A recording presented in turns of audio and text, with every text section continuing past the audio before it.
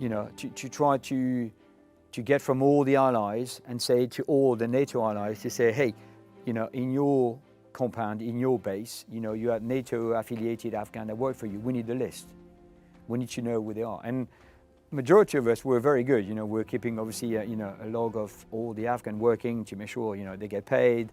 They're coming every day. They would check, security check, all the time. So, and that's very much where we took over here in shape. Was to coordinate with one of the force commanders, was Naples. Naples was given the lead because obviously he was in Afghanistan, and we were running Resolute Support, the mission. To coordinate, how we would evacuate not only NATO staff, mainly civilian staff, and also all the Afghan affiliated, NATO affiliated Afghan, and also to say, okay, but what do we do with them? Where do they go? We need to coordinate. And very quickly, the nation, the allies say, well, we need to welcome them. We need to take them, and it went different ways. Certain allies took their own NATO affiliated Afghan and say, right, we'll take them and we'll take them to our place. But there were the other one that worked for, not necessarily directly to one nation, but worked for NATO overall, and of several thousand of those. And we had to then go to the nations and say, are you willing to take some of them? Because they need to go somewhere. And it was a kind of process that, NATO in Brussels, worked amongst all the allies to say, yeah, I can take that many, I can take that many, I can take that many, depending on, where. And you need to have the facilities as well to welcome them. You need to have something, they can't just be arriving, on the tarmac somewhere, and let's say I make it up in London, and suddenly say, well, okay, what do we do? So all that was part of what we're doing, and we were coordinating with Joint Force Command Naples to say, how do we do the strategic lift, which is basically having the airplanes to go and pick them up from Kabul, understanding what was happening, within Kabul itself, and then where do they go next, because it's a long way from Afghanistan. We can't just send them, go on the plane in Kabul and instantly fly them all the way to, let's say Paris or Madrid. You have to, at some point, stop somewhere when we can assess, exactly their situation and all that. So that was part of our job, to sort of coordinate all that with Joint Force Command Naples to say, we're going to have, airframes coming to Kabul, then we're going to have some sort of air bases along the way where we can stop there. Then, then we can check as well, because, with the chaos of Kabul, it was difficult to ensure that those people were all the right people. People didn't have their papers, they didn't have their, any, a lot of people were turning up and having a piece of paper, say, I work for NATO, but it was, it had to be checked, first of all, at the airport or near the airport to make sure they were on the list somewhere, somehow. So all that took a lot of time, amongst all the chaos that we saw with the thousands and thousands of people that came trying to escape Afghanistan that were not, they were just normal Afghans trying to. So it was, that was very much what we did, and and then organize to say, how are we going to host them? Where do we, we have to have a place where we can, them to come, then we can process, because every country has a, immigration process. You can't just having people turning up suddenly, despite the fact that it was a humanitarian crisis. You have to have a process in place. So that's what we did. So we dealt that for several months on evacuating the Afghans, and then when all the evacuation stopped, and the Americans and everybody else say, okay, we're falling, we're leaving Kabul, this is it for good, and then the second part of our mission here, of our role, was to say, okay, they are now into, sort of villages, we call them, where they were looked after by NATO, by NGOs, and all that, to say you are sheltered. Winter was coming, so we said, okay, we need to provide you with, winter clothing. So we work with other agencies, through, the UN, and the Red Cross, and Red Crescent, to say, right, we need to provide them. So that was the second part of what, and in the meantime, having the process of visas, screening people, like we call it, screening people, to make sure that, countries and their governments and their public were happy that, everything was done to make sure that those Afghans were, would not be, a threat to national security, because that was the main thing, really. So, and it was, it was, in a way, it was good, because we managed to take them away, from the chaos and the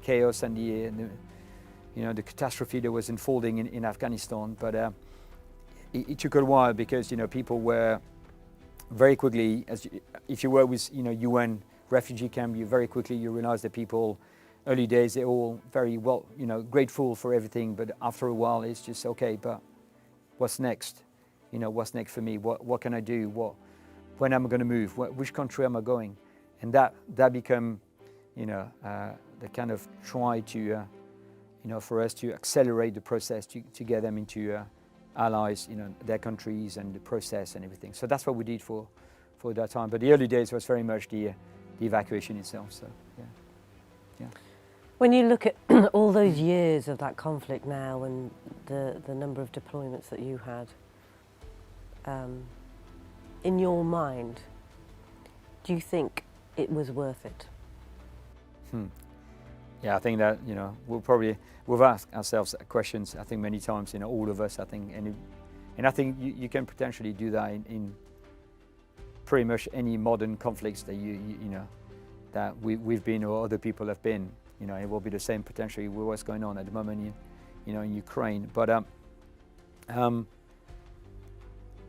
it's an interesting question. I don't really have a straight answer, because I still think that we did what we thought was right to do, and we tried to bring kind of stability in Afghanistan through potentially maybe the wrong means, in terms of having a national security forces. Like a country, you need to have a security force to uphold the rule of law, for the people to feel that they are protected. And I think we didn't do that well, because, as I said, Afghanistan is not a country and will never be a country. But in the meantime, looking at a number of people that we lost, people that came back with injuries and PTSD and all that, I would say no. I don't think it was worth it, the 20 years of human investment, the financial investment. But in the meantime, at times, sometimes I'm like, yes, but we still see little nuggets still today. When women still, for example, in Afghanistan, women still want to do better. They want to, we potentially put the seeds of something that might take, generations to maybe grow and become better, or never. But we think, yeah, but there's a little something like this. There is, there are people in Afghanistan that are still thinking, yeah, we had good days. We could listen to music. We could buy records. I could wear a pair of jeans and an American cap or whatever. And I think it's in there. It's suppressed because, I think the Taliban are very good at doing that. But I think that what we offered is still there. There will be a legacy of what we've done that potentially will make it better in the future. And I hope that's probably maybe my, my personal hope, to say, I've done something that was, useful. But it's a difficult question, because if we look at what's happening now, you would say probably no, it was not worth it, because, for example, women's is a typical example. They regressed. During our time, rightly or wrongly, during our time, they were more empowered. They were back to university. They were, in the, Afghan national forces. And they were really fierce fighters as well. And they had all that kind of things. You think that was good, and all that sort of is gone.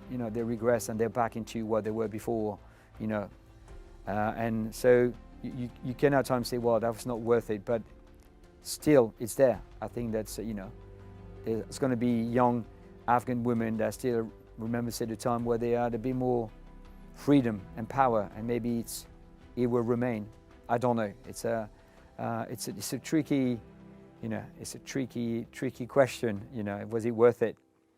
I think no war is worth it in a way. If you can prevent the war and do everything beforehand, and for whatever means, but it's, you know, it's Afghanistan, you know, lessons learned and everything else is, was it worth it in what we did? I would say overall probably not, you know, because we did not achieve what we wanted to do, which is you know, having a peaceful Afghanistan where, you know, women, children feel that they can, you know, they can live peacefully without being oppressed potentially as they are all the time. And I think that looking what's happening now with the fact that you have ISIS, you know, Daesh now in Afghanistan, we make it, the violence is there, you know, there's suicide bombers and the violence is ongoing. Probably not.